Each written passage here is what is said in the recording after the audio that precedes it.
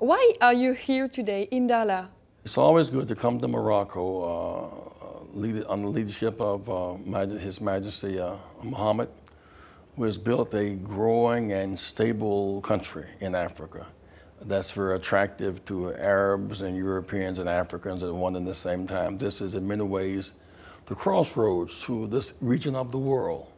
I'm also glad to be in Dakhla, a flower blooming in the desert. It's the crown jewel of this place. I hope there will be peace in this region because this is the kind of growth that makes the whole world better. What do you expect from this forum?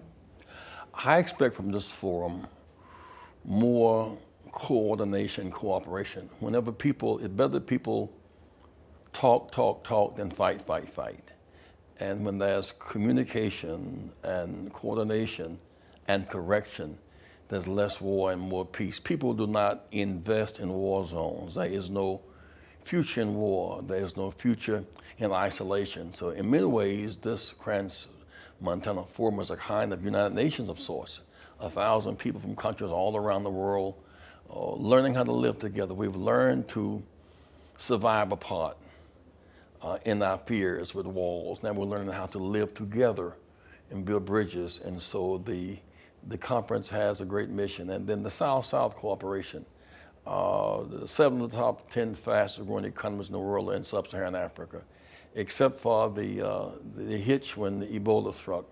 Well, the good news is that Cuba and the US and other countries came together to help provide medical infrastructure and not guns to help deal with the Ebola crisis in Sierra Leone and Guinea and Liberia.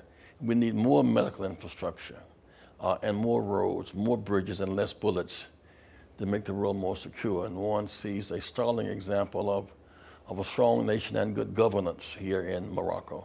A lot of subjects will be discussed here in Dakhla during this forum. Is there one which especially interests you?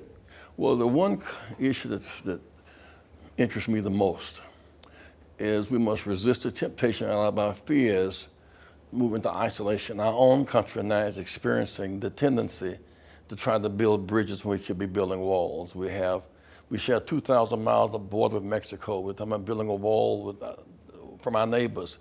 That's not what the future holds. To lock out refugees, to lock out immigrants who are driven into desperation because of war, in part war that we created.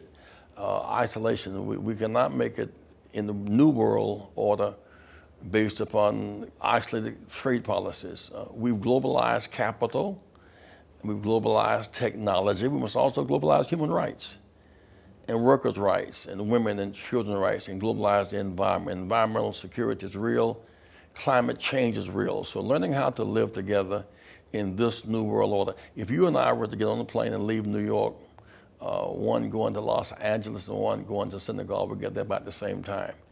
Technology has dwarfed distance and time because of Silicon Valley, which must be Silicon Africa. In real time, we can talk for the whole world. In such a world, there are no more foreigners. There are no more foreigners in this world. Many languages, but one message we must, in fact, learn to share what we all need together, human rights for all human beings, and peace among all of us.